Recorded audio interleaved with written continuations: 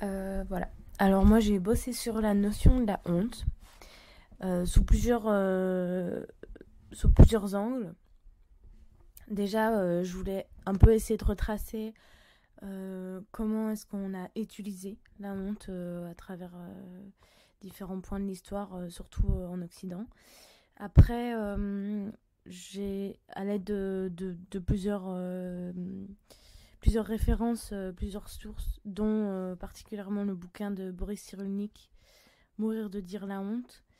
J'ai essayé de transcender en fait ce qu'était ce sentiment. Après ça, toujours en me basant sur le bouquin Mourir de dire la honte, j'ai essayé de faire une observation de différentes réactions dans des communautés indiennes face à l'écartement imposé de leur culture. Et je vous lirai sûrement un extrait de ce bouquin, enfin du bouquin de Boris Cyrulnik, et je ferai une proposition d'analyse. Mais voilà, un aspect qui m'intéressait particulièrement, c'était l'esthétique et la morphologie en fait de l'émotion de la honte. Donc ça, je reviendrai là-dessus à la fin. Et je voulais aussi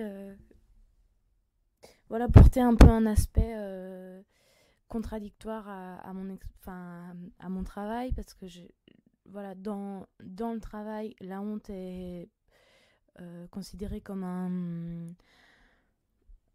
un sentiment négatif, mais en fait j'ai l'impression que en réfléchissant sur ce sentiment, ça pourrait être, il y a moyen de l'utiliser et de l'accueillir comme un sentiment positif. Donc ça, je voulais aussi aborder cette idée-là. Au Moyen-Âge, en Occident, en fait, on peut déjà observer que la honte est fort présente dans la religion chrétienne, et alors elle va être utilisée comme un outil de répression, en fait, à travers plusieurs formes, par exemple le pilori. On va être exposé au pilori sur la place du village pour des délits mineurs. Et alors, par après, certaines sociétés font vêtir un masque en fait d'infamie à ceux qu'elles veulent discréditer. Après, ce masque, en fait, on voit clairement qu'il se transforme par après en bonnet d'âne, le bonnet d'âne qu'on fait revêtir aux élèves. Et qui fait plus maintenant partie de notre société, parce que voilà, notre société occidentale, elle est plus que jamais fondée sur le jugement, sur l'apparence, et donc on est devenu en fait un peu intolérant à l'usage public de la honte, comme le bonnet d'âne par exemple, mais parce qu'en fait on a intégré que la honte est une blessure grave de l'estime de soi, qu'elle est liée vraiment à notre personne, pas seulement à notre comportement, parce qu'on se culpabilise de ce qu'on a fait, mais on a honte de ce que l'on est. Mais malgré ça, elle est tout de même restée comme un instrument de torture, en fait, sans qu'elle soit plus publique, mais elle est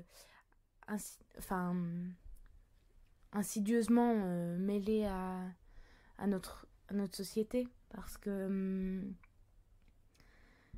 la honte, en fait, elle va contraindre les victimes à se taire, les victimes du viol, du racisme, et comme on en a parlé, de l'agisme, de l'homophobie, etc. C'était présent dans les différents exposés qui ont eu lieu à travers l'humiliation, en fait. Donc elle reste, en quelque sorte, un outil de répression. Si on observe, en fait, la manifestation de la honte, et en fait, si on essaie de la définir, on se rend compte que le regard est vraiment l'élément central du sentiment.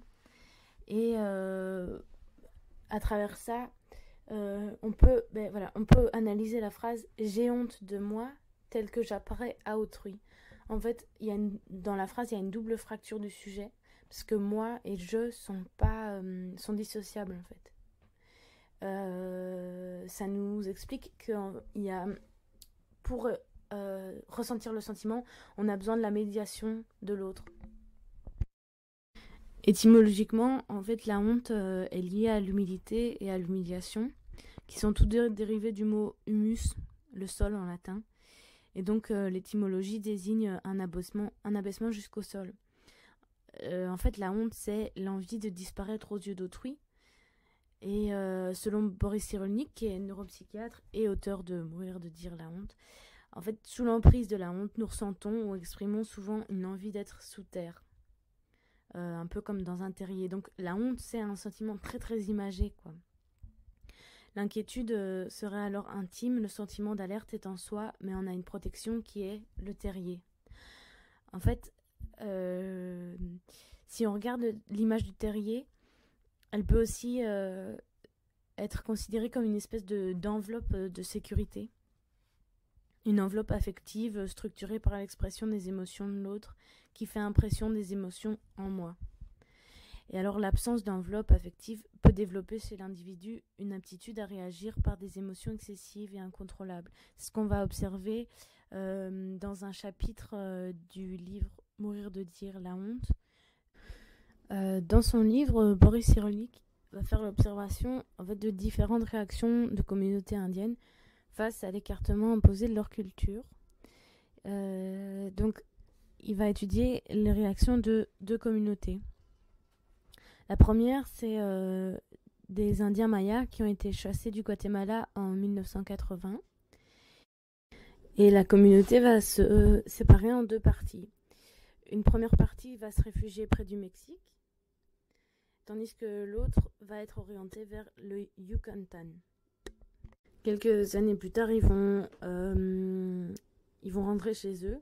Alors les réactions collectives au traumatisme vont être, on va voir qu'elles ont été différentes dans chaque collectivité. Le groupe du Sud, en fait, avait pu s'installer près de la frontière et donc avait gardé des liens avec les anciens. Dans cette collectivité déracinée, le maintien des rites facilite le soutien affectif. On se réunissait pour prier, danser et partager quelques repas. On donnait naissance à l'exil en racontant sans cesse les mythes mayas et les histoires de famille. Quand ces Indiens sont rentrés chez eux, ils ont facilement repris leur culture. C'était toujours une culture maya, mais elle avait évolué. Quand la politique leur a donné la possibilité de se remettre à vivre, ils ont recommencé joyeusement avec fierté. Le mythe maya avait simplement ajouté un chapitre à son épopée. Alors que le groupe du Nord, lui, a été coupé de ses racines, isolé dans des zones d'accueil, sans correspondance possible, ces Indiens survivaient au jour le jour, sans rite pour se rencontrer, ni mythe pour donner naissance à leur effondrement. Quand ils sont rentrés chez eux, les hommes déculturés étaient abattus, amers et facilement agressifs. Malgré que ces communautés aient beaucoup souffert, en fait, c'est pas la pénibilité qui a traumatisé un des groupes, mais le non-sens de la nouvelle existence et la dilution des liens.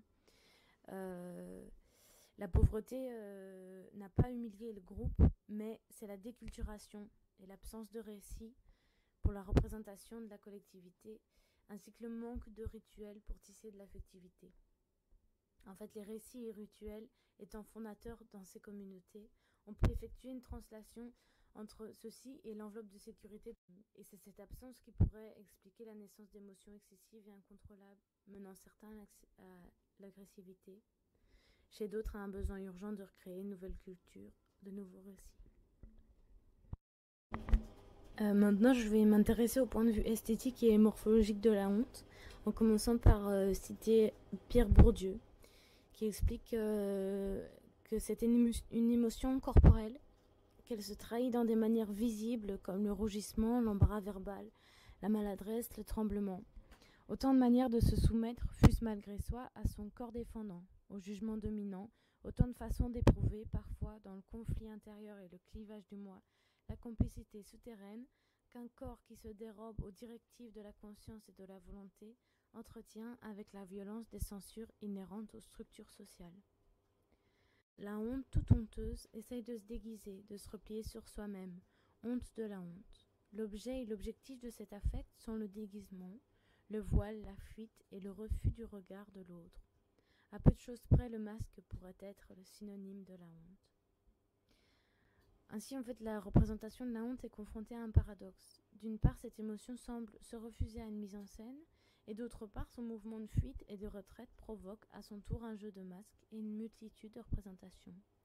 Une ambiguïté où il s'agit malgré soi de cacher et de montrer à la fois.